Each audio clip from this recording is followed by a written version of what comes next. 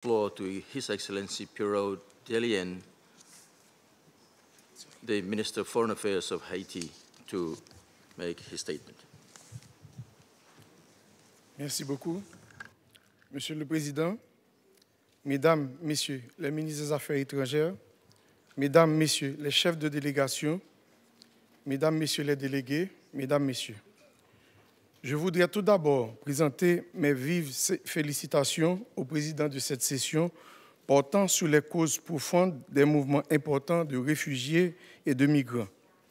Je suis convaincu que votre expérience et votre compétence constituent déjà le gage des réussites de nos travaux.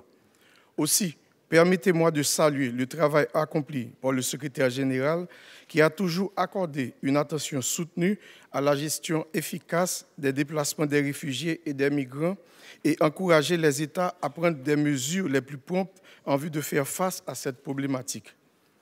De la même veine, j'applaudis la décision des autorités des Nations Unies de faire participer à cette rencontre les représentants de la communauté de migrants et de réfugiés qui sont les porte-parole de près de 240 millions d'êtres humains affectés par ce phénomène complexe et multidimensionnel de déplacement de leur territoire d'origine. Mesdames, Messieurs, il est de notoriété que la migration est un phénomène économique, politique, culturel et social global. Elle prend des allures différentes selon les époques, les pays et les circonstances historiques. L'être humain a toujours senti la nécessité de se déplacer le plus souvent en vue de répondre à ses besoins matériels les plus immédiats. Dans ce cas, on parle de migration volontaire. De même, il y a la migration forcée ou la migration involontaire. Par exemple, l'Amérique, telle qu'elle est aujourd'hui, façonnée est la résultante de la migration volontaire et de la migration forcée. En effet, les Européens, les Africains et les Asiatiques, à des moments différents de l'histoire, sous différentes modalités, sont venus peupler ce continent. À partir de 1960, on a observé un mouvement migratoire inverse. Ce furent les ressortissants des États de l'Amérique qui laissent leur pays d'origine pour gagner les anciennes métropoles européennes. De même, il y a la migration interaméricaine. Elle se caractérise par la migration de ressortissants des pays de l'Amérique vers d'autres pays d'Amérique. De notre point de vue, il y a la migration intra-caraïbéenne, c'est-à-dire des migrants des pays et des États de la région de la Caraïbe qui se déplacent vers d'autres territoires de la région, s'y installent en quête de meilleures conditions d'existence. De nos jours, la migration se résout dans tous les sens, d'une région à une autre, d'un continent à un autre, avec des allures spécifiques. La dernière vague des migrants de la Méditerranée vers l'Europe de l'Ouest indique que la migration est réellement un mouvement circulaire. Un vaste mouvement migratoire répond à des motivations politiques et des modalités économiques.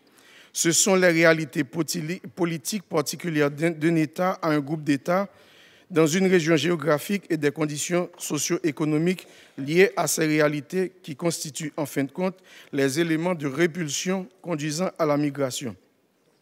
Parmi ces éléments, on peut énumérer la faim, la guerre, la quête de l'emploi, les conflits politiques et religieux, les catastrophes naturelles telles que les ouragans et les séismes et la formation professionnelle et universitaire. Parallèlement à ces facteurs de répulsion, il y a des facteurs dits d'attraction qui incitent les nationaux à laisser leur patelin pour d'autres rives. De nos jours, comme on dit, le monde est devenu un petit village. Les nouvelles technologies de l'information et de la communication rapprochent de plus en plus les peuples, les villages, les États et les communautés d'un point à l'autre de l'univers.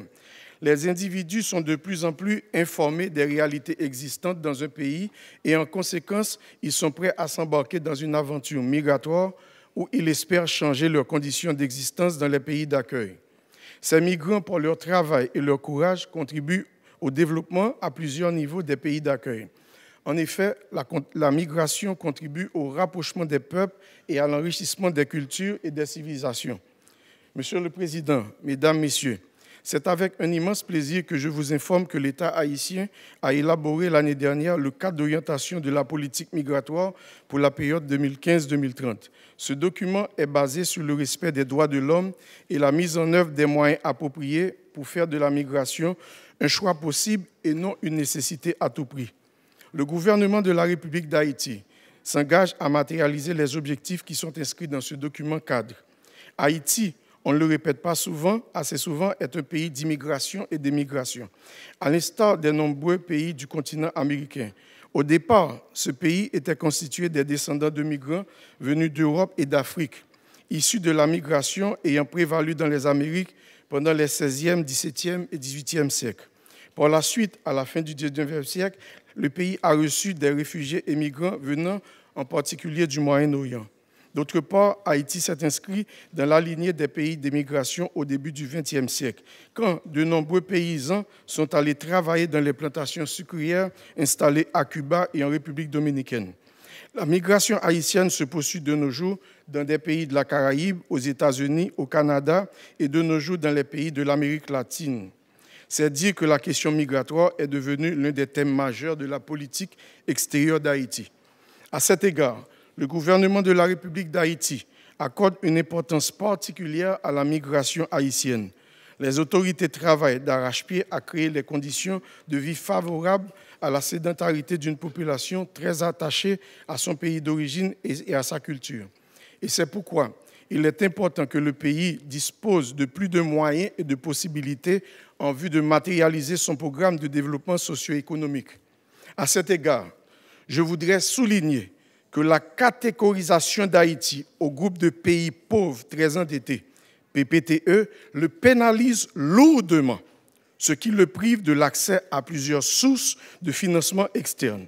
Et compte tenu du faible niveau des ressources internes et la baisse considérable des ressources externes, le pays est confronté à de nombreux problèmes économiques qui pèsent lourdement sur la stabilité politique du pays et qui favorisent la migration. Dans ce contexte, le financement du développement est urgent. Le gouvernement de la République essaie de résoudre ce problème par l'accroissement des ressources internes, la mobilisation de tous les flux potentiels d'aide externe et l'accroissement des investissements du secteur privé, national et international. Aussi, il serait encore plus stimulant si le pays pourrait avoir accès à brève échéance au crédit sur le plan international. Plus que jamais, Haïti a besoin des fonds nécessaires capables de créer les emplois rentables à des effets multiplicateurs et à une très grande échelle, augmenter la croissance et déclencher la modernisation du pays. Monsieur le Président, Mesdames, Messieurs, dans les dialogues intérieurs de haut niveau sur la migration et le développement, il a été admis que des migrations contribuent au développement de certaines communautés. Et j'adhère à cette idée. Aussi, conviendra-t-il d'encourager l'apport de la diaspora dans la mise en œuvre du programme de développement durable à l'horizon 2030 ? Car dans des pays d'immigration comme Haïti, les transferts d'argent des communautés migrantes dépassent l'aide publique au développement en termes de volume. D'où l'importance que le gouvernement de la République accorde à l'immigration et à l'immigration. Pour conclure, je veux souligner que le gouvernement haïtien apporte son appui à la recommandation contenue dans le rapport du secrétaire général des Nations Unies au sujet d'un pacte mondial pour des migrations sûres, régulières et ordonnées, et souhaiterions sa mise en œuvre par tous les États membres de l'organisation. J'exprime le vœu que les décisions prises au cours de nos travaux contribuent à l'amélioration du statut des migrants dans les pays d'accueil et au respect de leurs droits. Je vous remercie de votre attention. I thank the Minister for his statement.